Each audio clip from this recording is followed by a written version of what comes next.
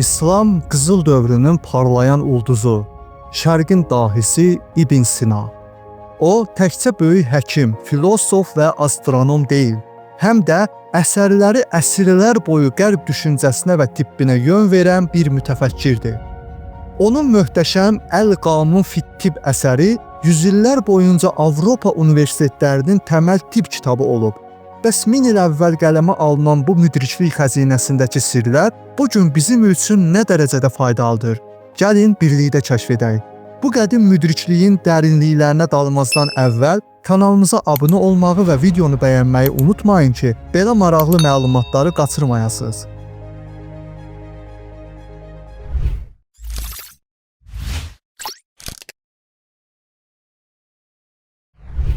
İndi isə gəlin İbn Sina'nın Kiçik Tibb Qanunu kitabından 1000 il sonra da aktuallığını qoruyan bəzi möhtəşəm tövsiyələrinə nəzər salaq. Baş ağrılarının 1000 illik sirri. İbn Sina'ya görə şiddətli baş ağrılarının səbəbi çox vaxt qandır. Əlamətləri üz qızarır, damarlar qabarır, nəbz sürətlənir.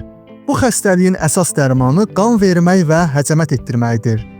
Faydalı olan ərzaqlar yumurta sarısı, armud və sirkədir. Depressiya və zehni yorğunluğa qarşı məsləhət.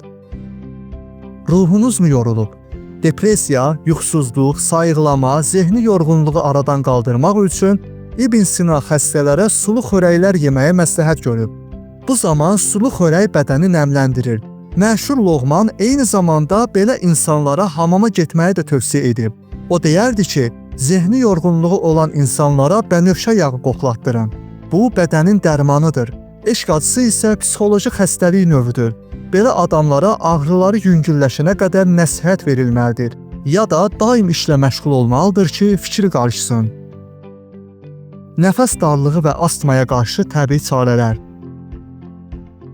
İbn Sina 1000 il əvvəl astmaya qarşı bu şəfalı bitkiləri təklif edib. Bir kimsə gəzərkən nəfəs darlığı, təngənəfəsliyi və sinəsində ağrı hiss edərsə, ona bişirilmiş quru dərman cedikotu verilir. Ada soğanı, gəvən, sarı əncir, qabıqsız badam bal ilə birlikdə içirilir. Qoz yağı ilə birlikdə noxud suyu və isti su içirilir. Şüyür yedirilir. Böyrək daşları ilə mübarizə. Böyrəklərdə şiddətli ağrıların və sidik kisəsində qum yığılmasının səbəbi böyrəklərdə yaranmış daşlardır. Xəstəyə bu dərmanlardan biri verilir.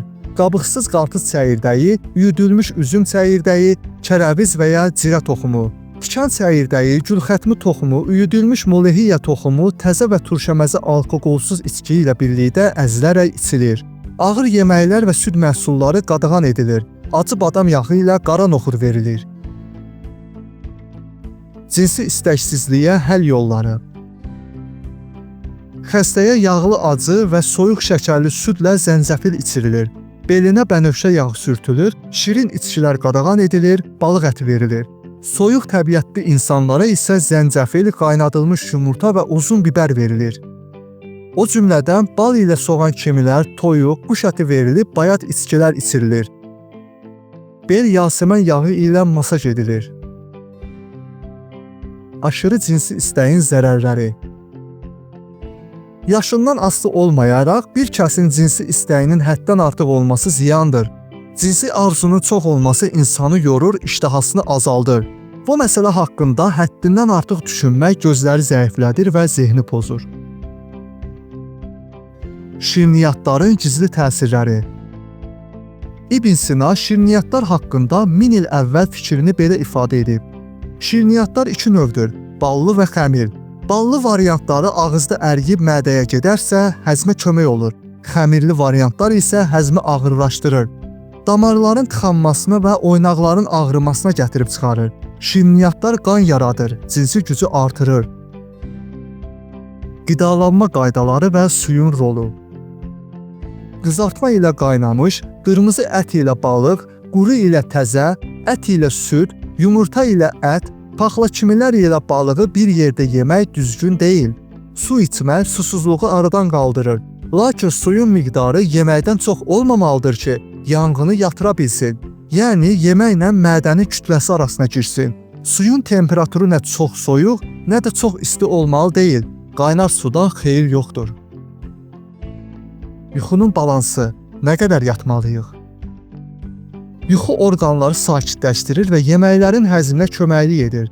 İnsanın və nəfsini qoruyur. Bədəndəki təbii hərəkətlər yuxu ilə inkişaf edir. Lakin çox yatmaq orqanizmi soyudur, insanı keyləşdirir, üzü qurudur. Yuxusuzluq isə bədəni qurudur, enerjinizi alır, temperamenti pozur. Yuxusuz qalmaq zehni yorğunluğa gətirib çıxarır. Yuxunu balanslı idarə etmək lazımdır. Budur 1000 il əvvəldən gələn müdriklik inciləri. İbn Sinanın təbabət və həyat fəlsəfəsi göstərir ki, sağlamlıq təkcə bədənlə deyil, həm də ağıl, ruh və həyat tərzi ilə sıx bağlıdır. Onun tövsiyələri əsrlər keçsə də aktuallığını qoruyur və bizə təbiətlə uyum içində yaşamağın yollarını göstərir. Əgər İbn Sinanın bu dəyərli məsləhətləri sizin üçün faydalı oldusa, videomuzu bəyənməyi və gələcək videolarımızı qaçırmamaq üçün kanalımıza abunə olmağı unutmayın. Şərhlərdə isə fikirlərinizi bölüşün. Sağ olun, sağlam qalın.